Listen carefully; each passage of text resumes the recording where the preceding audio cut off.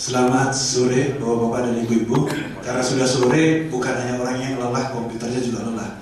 Ya, sore ini kita akan melihat, karena saya orang IT bukan orang kedokteran, jadi ilmu saya agak tersesat dari fisika, tersesat ke engineering, ke industri, kemudian tersesat lagi ke database di IT. Ya, kita akan lihat beberapa hal. Itu agenda saya akan lihat agak dipercepat karena waktunya hanya 15 menit. Yaitu kita akan lihat sebetulnya seperti apa pendidikan di sistem informatika kesehatan. Karena kita tahu bidang IT itu adalah bidang yang paling mudah. Bidang komputer itu bidang paling mudah. Karena paling mudah kita tahu jadinya suka kawin. Pengertian kawin, dia kawin dengan bidang ilmu macam-macam. Informasi ekonomi, sistem informasi ekonomi, sistem informasi psikologi. Saat ini kita di Gunadarma juga punya program S3 psikologi, khususnya kasusnya banyak terkait dengan bidang IT seperti cyber psikologi, mediated communication system dan sebagainya. Nah, kita akan lihat beberapa, tadi saya akan lihat, ya, ini slide-nya yang lama. Oke, kita lihat pertama adalah kita sering terbolak-balik. Kita di sini ada istilahnya Computer Information Technology dan Information System. Nah, di sini kita lihat bahwa kalau kita lihat irisan ini secara sederhana, bahwa kita sering terbolak-balik antara information technology dan information system. Sebetulnya information system itu lebih complicated, karena di information system itu di situ ada proses, SOP, organization, culture dan sebagainya. Yang dimana di dalamnya ada information technology dan di dalamnya adalah komputer. Nah, tadi dari pembahasan sebelumnya sangat menarik di sesi yang pagi, sebelum break makan siang, tadi saya nanya gak ada waktunya. Pertanyaan yang jadi problem selalu adalah gini. Dalam sistem IT terutama di Indonesia, kita sering menganggap solusi IT pada segala bidang termasuk bidang kesehatan itu dianggap adalah magic box, kotak sulap. Kalau kita punya itu beres. Padahal problem kita utama di sini adalah masalah data collecting data. Contohnya pada saat ini adalah kita ramai dengan EKTP. Saya baru dikerjain dengan EKTP. RW saya 3 hari EKTP. Saya datang jam 1 siang, saya daftar. Saya baru dipanggil jam 10 malam. Jadi kita dianggap objek kita adalah manusia di collecting data, tapi dianggap seperti barang. Barang suka-suka, ditaruh di gudang, jam berapa aja saya ambil. Nah, jadi kita lupa melakukan culturing. Nah, tadi disambung di pagi adalah bagaimana data interoperability, data integration. Saya selalu katakan, problem di Indonesia terutama di instansi pemerintah untuk integration atau interoperabilitas adalah ketersediaan data. Kalau datanya tersedia, kita bisa integration, bisa interoperabilitas. Dan sebetulnya antara integration dan interoperabilitas itu adalah hal yang berbeda. Kebetulan riset saya banyak di situ. Oke, kita akan lihat beberapa kurikulum. Di sini tidak jelas. Di sini komputer sendiri adalah perubahan. Di mana pada pras di awal 90-an, di sini antara elektronik dengan sistem komputer atau yang mengurusin hardware itu jadi satu kesatuan. Kemudian ada computer science dan ada information system. Pada akhir 90 itu berubah, elektro pecah sendiri. Kemudian ada sistem komputer atau computer engineering, ada computer system, ada software engineering, ada information technology dan information system. Pertanyaannya, kalau sistem informasi kesehatan itu larinya kemana sebetulnya? Yang bisa dikawinkan dengan bidang-bidang yang ada yang dikenal pada IEEE ACM. Menurut saya, paling mungkin adalah informasi kesehatan larinya di informasi sistem. Nah, jadi kalau kita mencoba mengawinkan antara bidang kesehatan dengan bidang informasi, maka kita harus lihat di mana. Nah, dalam mengawinkan banyak pihak yang salah mengawinkan. Komputer itu hampir seperti matematik, yaitu kita bisa menjadikan dia tools and queen. Tools itu kita hanya orang kedokteran menggunakan hanya untuk mengolah data, untuk membuat laporan, membuat data statistik, tapi juga menjadi queen. Queen itu mengawinkan, artinya adalah penelitian yang mengawinkan antara bidang kesehatan dengan bidang informasi. Nah, tadi banyak paper yang menjelaskan adalah mencoba mengawinkan, ketika saya menjadi juri 7 paper, itu mencoba mengawinkan antara informasi dan kesehatan. Jadi bukan hanya informasi jadi tools. Jadi itu yang patut kita lihat. Nah, kemudian kita tidak lihat banyak ini, kita lari lagi ke depan. Nah, dari literatur yang saya baca, problemnya di sistem informasi kesehatan itu adalah problem utamanya adalah di input. Tadi semua paper yang menyajikan ini. Inputnya calonnya di situ ada dua sebetulnya. Bisa dari orang informasi, bisa jadi orang kesehatan. Yang cilakanya banyak kejadian orang kesehatan karena suka ngoprek komputer, suka menginstal, dianggap dia ahli sistem informasi kesehatan. Atau sebaliknya, karena orang IT suka dapat proyek di rumah sakit, di puskesmas, dianggap dia ahli sistem informasi kesehatan. Nah, ini yang menjadi problem. Jadi ketika kita mengembangkan kurikulum untuk sistem informasi kesehatan, terutama di formal S1, S2, kita harus menyadari kemungkinan input itu adalah dua. Bidang IT memang agak sesat. Agak sesat maksudnya gini, beda dengan teman-teman yang di kedokteran. Kalau kedokteran jelas, kalau kedokteran, lanjutnya kedokteran spesialnya harus orang kedokteran. Teman-teman di elektro, harus orang elektro yang masuk. Paling bidang lain bisa misalkan fisika, bisa masuk elektro dan sebagainya. Tapi kalau yang di sini, itu bisa dari bidang yang lain, yaitu bisa dari kesehatan dan informasi. Otomatis kalau dua bidang yang berbeda, ini pasti penanganannya juga berbeda. Ketika juga terjadi di sini pendidikan dan magang, kurikulum yang saya lihat biasanya sangat minimum dengan magang. Magang itu adalah, saya bilang adalah tangan basah. Jadi kita sama aja belajar mesin, nggak pernah basah tangan benerin mesin. Sama juga, itu akan menjadi repot. Nah, outputnya saya di sini tidak jelas. Outputnya juga ada 3 kemungkinan yang terjadi. Ketika kita sudah melalui proses ini, outputnya dia bisa menjadi sistem informasi kesehatan yang dia bekerja sebagai dosen, peneliti, atau profesor di akademik. Atau bisa juga dia memang bekerja di rumah sakit, memang dia ahli sistem informasi kesehatan. Atau dia bekerja di bidang IT, let's say software development, tapi khusus software untuk bidang informasi kesehatan. Nah, jadi kita juga harus memikirkan ketika kita akan melakukan kurikulum di sini, kita pikirkan input kita pilih yang mana, output kita akan bawa kemana.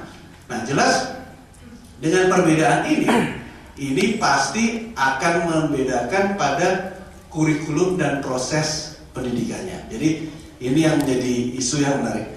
Oke, kita lihat ini macam-macam kok ini kok tidak jelas di sini slide-nya. Di sini kita lihat kurikulum IEEE. Ini nggak jelas ya. Di sini dari mata kuliah kurikulum IEEE yang khusus untuk sistem informasi atau information system. Di sini ada beberapa mata kuliah yang saya coba bandingkan dengan yang ada IMA.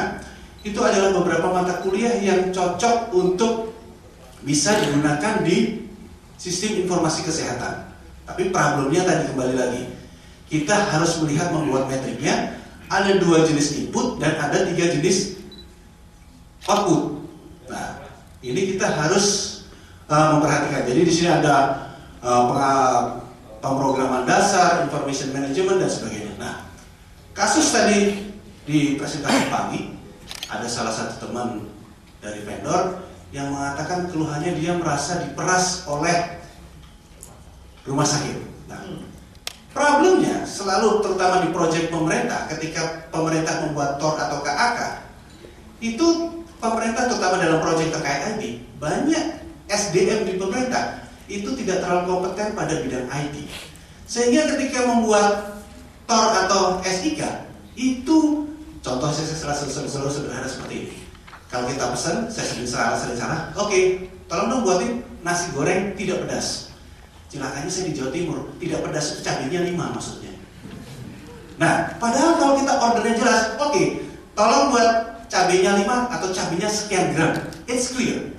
Nah, problemnya ketika kita membuat KAK atau TOR, itu adalah yang membuat adalah teman-teman dari institusi kesehatan ataupun di pemerintah yang tidak terlalu mengerti bahasanya orang IT. Nah, cilakanya juga kalau dia ada konsultan IT yang suruh buatin, nah orang IT ini nggak tahu bahasanya orang kesehatan. Jadi ketika buat tidak ketemu.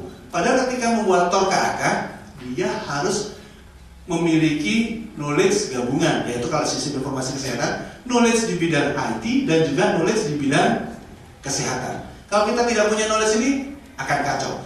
Jadi saya selalu pesan terutama kepada mahasiswa saya, ketika kamu lulus itu kamu masih bodoh, gak ngerti apa-apa. Karena orang IT itu cilakanya dianggap ngerti semua. Ketika saya pertama kali lulus, saya dulu aktif di konsultan IT. Kalau saya lari ke perusahaan minyak, dianggap perusahaan minyak, saya sudah mengerti bisnis proses dan istilah-istilah minyak. Jadi ketika ngobrol, ngomong apa ini orang. Sebaliknya saya presentasi, saya menggunakan istilah terminologi IT. Orang yakin dengar, ini orang ngomong apa gitu. Nah, jadi di sini adalah kita lihat bahwa kita harus mencoba mengawinkan dua hal. Jadi dalam membuka tadi problem yang tadi pagi itu adalah yang menjadi masalah. Juga yang sekarang lagi saya coba matangkan di Kominfo, kebetulan saya banyak kegiatan di Kominfo, adalah tadi disinggung open source tadi pagi. Saya terlalu ada teman dari Microsoft, saya senang kalau ngeliatin teman dari Microsoft. Ya, kita kalau bilang dengan open source itu teman dari Microsoft banyak yang sudah antipati dengan segala kemampuan marketing dan approach-nya yang sangat luar biasa, pasti di-gap. Saya selalu mengatakan kepada teman-teman di Kominfo dan Detiknas, Pak Ucok, coba kita buat peraturan pemerintah agar kita katakan untuk setiap proyek IT yang menggunakan dana rakyat, maka si vendor harus memberikan source code dan dokumen lengkapnya. Jadi dengan kata lain dia memberikan source code open source. Karena open source di kita, setahu saya di Indonesia ahli hukum yang mengerti open source itu baru 4 orang. Yang lainnya tidak ngerti maksudnya dengan open source. Open source itu GPL, ada macam-macam jenis legal aspek di open source itu. Bedanya freeware, open source itu sering terbolak-balik. Jadi ini adalah hal yang penting. Mata kuliah ini more teknis, tapi bagi saya yang di IT untuk kita di teman-teman di sistem informasi kesehatan, modal yang penting tadi juga dilihat adalah misalkan di manajemen project, itu adalah bagaimana mendefinisikan project untuk IT sehingga ketika kita minta requirement atau kita membuat TOR atau KAK itu bisa tepat bunyinya. Nah ini adalah PR kita semua kalau kita mengembangkan. Oke, di sini kurikulum. Nah di sini IMEA 2010. Ini adalah kalau kita lihat hampir sama. Di sini saya lihat contohnya di kebetulan 2 minggu yang lalu kita diskusi grup dengan Fakultas Kesehatan Masyarakat UI. Sebetulnya adalah hampir sama. Kita lihat di sini adalah punya, di tengah adalah punya FKM, di kiri adalah, di kanannya adalah punya IEEE, di kiri adalah punya IMEA. Di sini adalah lengkap. Nah, di IMEA sangat menekankan adalah sistem informasi kesehatan adalah untuk enterprise. Jadi bagaimana? Kemudian analisis business requirement dan information system development. Jadi di sini adalah sangat penting kemampuan teman-teman di sistem informasi kesehatan tidak terlalu penting.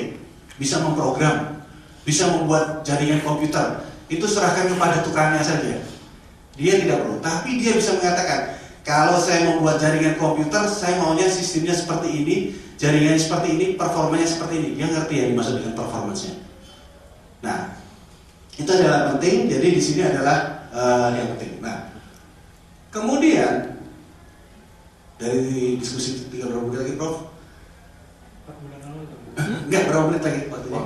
Oh, berapa menit lagi? 2 menit lagi. 2 menit, oke. Nah, sorry. di sini adalah kita lihat dari paparan di depan bahwa input dan output sangat penting kita tentukan. Tadi saya katakan bidang IT ini agak gila. Saya mengelola program S3 IT. Itu program S3 IT itu masuknya macam-macam. Dan memang bidang IT ini agak kacau. Sebagian besar top manajemen CIO di perusahaan IT itu banyak yang backgroundnya, termasuk di world class company, let's say IBM, Oracle dan sebagainya, banyak backgroundnya bukan IT. Dan di profesi IT itu saat ini survei terakhir tahun 2008 ada 273 jenis profesi IT. Jadi cukup memusingkan karena bidang baru jadi sedang kawin, jadi banyak anaknya di mana-mana. Oke. Kemudian tekankan mata kuliah untuk mendukung kesehatan dengan memanfaatkan teknologi informasi kesehatan. Jadi pada awalnya mungkin di tingkat saat di S1 kita masih menggunakan TI sebagai tools. Mungkin tingkat di S2 kita mulai juga melihat IT sebagai tools and queen. Jadi kita mencoba juga hanya tools tapi juga mengawinkan. Kemudian perhatikan contoh praktis penerapan informasi kesehatan pada berbagai level. Kita lihat betul-betul mahasiswa lihat di di puskesmas, di rumah sakit kecil dan sampai yang modern. Nah, perlu pemahaman yang sama antara ahli informatika dan kesehatan dalam rancangan solusi informasi kesehatan. Nah, saat ini saya nggak tahu, mungkin ada ibu bisa menjelaskan nanti, apakah kita sudah punya master plan untuk atau blueprint untuk informasi kesehatan. Kemudian selalu problem saya dalam interoperabilitas adalah kita tidak punya metadata yang mantap. Metadata yang mantap itu terdokumentasi dan terorganisasi dengan baik. Misalkan let's say medical record. Medical record itu pemerintah mengeluarkan harusnya setiap rumah sakit harus minimal ada ini. Dan ini mana sifatnya terbatas, rahasia dan terbuka. Nah itu didefinisikan, orang IT nggak bisa mendefinisikan itu. Ketika sudah didefinisikan itu dibuat, bisa dilakukan. Nah problemnya, kalau masalah teknologinya gampang, interoperabilitas integrasi gampang, open source gampang. Kalau kita tanya, siapa yang tahu Android? Semua tahu Android. Android itu apa? Open source. Siapa yang tahu Firefox? Semua tahu Firefox. Firefox itu apa? Open source. Kita contoh interoperabilitas yang paling nyata di dunia adalah ketika kita menggunakan internet. Kita tidak pernah tahu mesin di sana menggunakan mesin apa, web servernya menggunakan apa, OS-nya servernya menggunakan apa. Kita di sini menggunakan PDA, tablet PC, handphone, whatever, OS-nya apa, web browser-nya apa, jalan, interoperabilitas jalan. Jadi pada interoperabilitas atau integrasi, khususnya di Indonesia, khususnya lagi bidang kesehatan, itu adalah tinggal niat baik mau membuka diri untuk saling bertukar. Kedua, pendorong untuk interoperabilitas integrasi di bidang kesehatan, dari pengalaman pribadi saya, pengamatan saya, itu bisa berjalan kalau asuransi kesehatan sudah bisa berjalan dengan baik. Karena asuransi kesehatan akan memaksa untuk dia membayar karena dia bisa mengambil data dari mana-mana. Dan asuransi kesehatan kalau di negara maju, contohnya waktu saya di Australia maupun di Prancis, itu adalah dikatakan, oke, 40% dibayari oleh negara karena Anda membayar pajak.